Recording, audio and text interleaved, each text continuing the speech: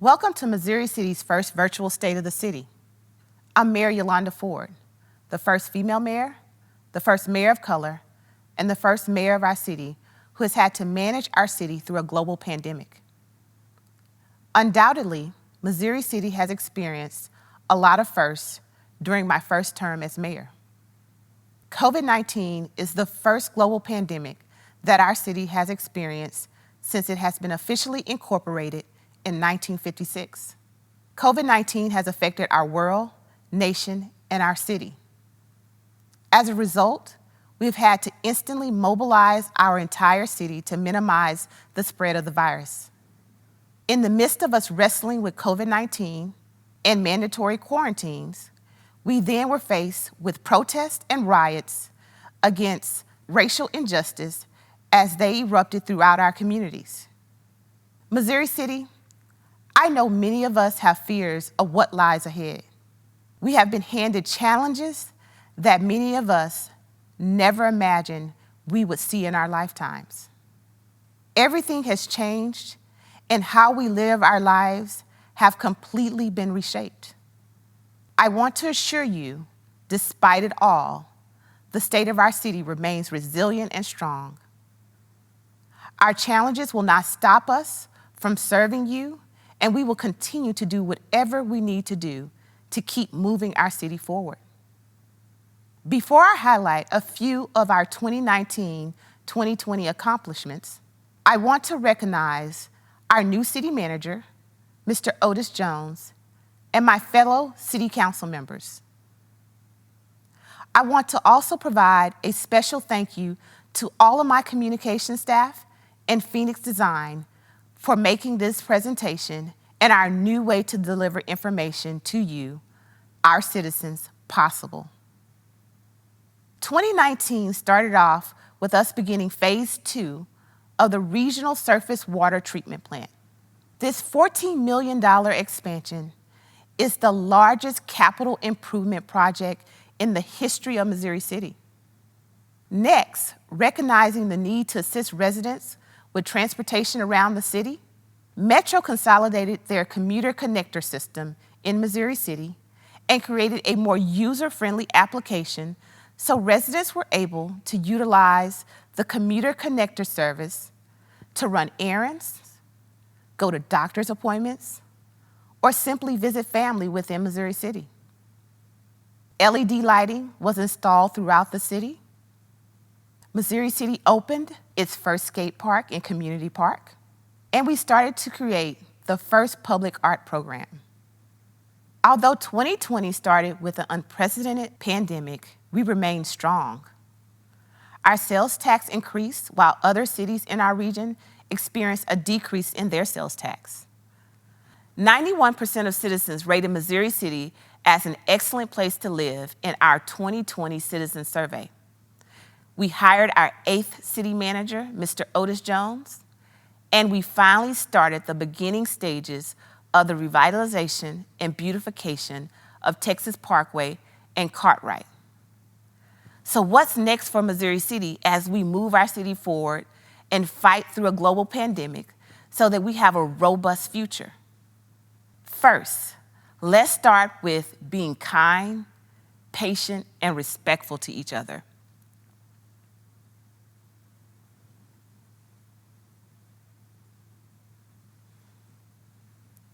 Collectively, we must transform and remain fluid as a community.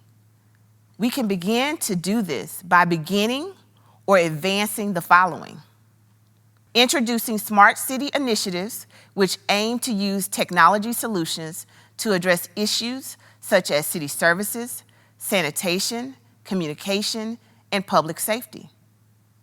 Implementing adequate internal controls so we eliminate financial waste. Expanding and executing a tangible and measurable redevelopment plan for the neglected areas of our city. Supporting small businesses and entrepreneurs with forgivable loans. Partnering with local banks to provide financing for entrepreneurs and small businesses. Providing rental and mortgage assistance to residents with CARES funds. Creating public public-private partnerships to help support ancillary initiatives. Growing our commercial retail base, which will reduce personal property taxes and create jobs. Finally, I want to remind everyone that we must be diligent in reducing the spread of COVID-19. Wear your mask in public, wash your hands, and follow CDC guidelines. I want to say thank you to all of the Missouri City staff, first responders, medical professionals, elected officials, and our vendors for keeping our city safe. Missouri City will continue to rise through this. Please stay tuned for the documentary, and I wish everyone well. Stay safe, Missouri City. The first quarter of 2020 marked unprecedented changes in our Missouri City community, leaving a wide range of challenges and permanent changes in the wake. Coronavirus are a type of virus. There are many different kinds, and some cause disease. A newly identified coronavirus, SARS-CoV-2, has caused a worldwide pandemic of respiratory illness called COVID-19, and it effectively forced the citizens of Missouri City as well as the world to stay at home in man's effort to control transmission of the virus. The virus rocked the entire community, and families, small businesses, schools, and city services all felt the effects of the pandemic. Throughout the crisis, Mayor Yolanda Ford has been on the front lines leading Missouri City forward with assistance from council members, citizens, first responders, staff, and essential partners and stakeholders. State, regional, and local leaders signed a multiple disaster declaration which allowed for more financial aid to assist the region. While financial assistance was top priority, timely communication and continued education about the pandemic proved to be equally as crucial when it came to serving residents. On Friday, March 13th, I signed a disaster declaration for the city of Missouri City. Many organizations are signing declarations to help with relief due to the coronavirus. As this virus continues to spread, the Centers for Disease Control and Prevention is recommending more strict containment guidelines with a heavy focus on social distancing. Mayor Ford worked with city leaders to provide key updates whenever possible to Missouri City residents. Ford provided the latest information regarding social distancing practices, the latest closures of city buildings and amenities, including the Quail Valley Golf Course and Recreation and Tennis Center, and information about the number of cases within city limits. Naturally, Missouri City residents were concerned about the pandemic. Communicating with residents proved to be a way of comfort during difficult times. Our grocery stores have plenty of supplies, so it is not necessary to panic buy items. Some stores are also offering curbside delivery, so please call ahead for your convenience. Concerns turned to strength throughout the community. Residents came together for various city initiatives, including attending food and personal protective equipment (PPE) drives and participating supporting local business campaigns. So Take Out Thursdays is an initiative we started at the Zeta Xi Sigma chapter here in Fort Bend to support local businesses during this COVID pandemic. Bigger and Better Business is one of our fraternity's 3 national programs that we support, along with social action and education. And so we'll continue to do this effort, finding ways to support the Black financial institutions in our community and, making an impact where we can. Throughout the pandemic, city officials and staff were committed to continue providing excellent customer service to residents. With the community spread of COVID-19 running rampant, the city made changes to operations, most notably closing city facilities to the public. It's been a tough couple of weeks here in Parks and Recreation. Our facilities have really taken a hit. One of the things that we've seen is just the fact that we've had to close our facilities.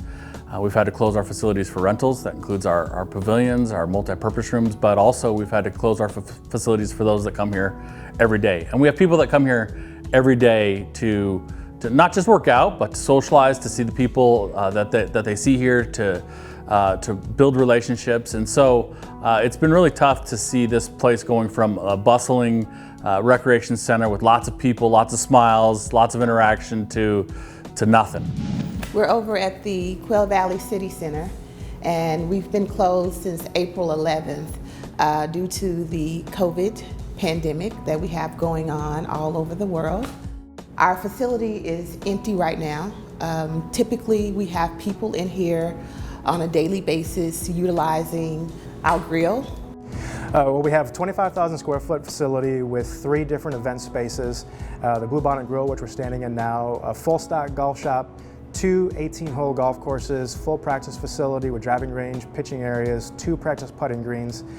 So we have a lot to offer, not only the locals, but people within the region to come and see our facility. We are a meeting place, we're a gathering place. That's what this facility was designed for. It's not designed for one person to come and enjoy or a select few, it's for many people to come and gather. And that is essentially what we have been blocked from doing, and probably for good reason, for health reason.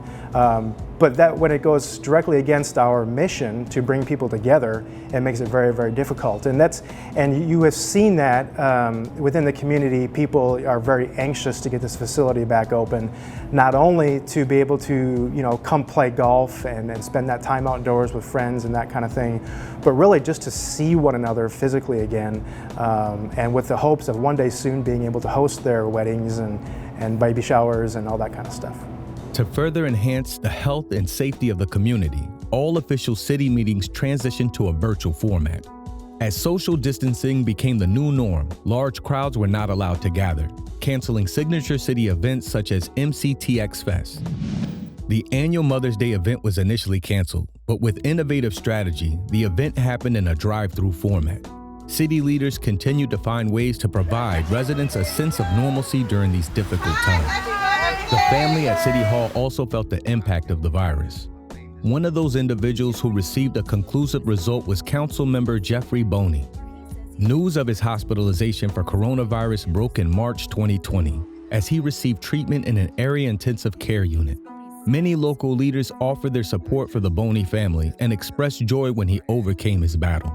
The Texas economy began opening back up in May 2020, and Missouri City followed suit with guidance from health officials. Customers and employees are now required to wear masks whenever visiting a business in Harris County and Fort Bend County, and businesses are required to post mandatory mask signage on their front doors. To help ensure the health and safety of the community, the city has hosted multiple PPE drives. Keep an eye on our social media pages so you can be the first to know about our next drive. As the economy reopened, Missouri City cautiously moved forward with municipal operations, making decisions that keep CDC guidelines for public safety and health at the forefront.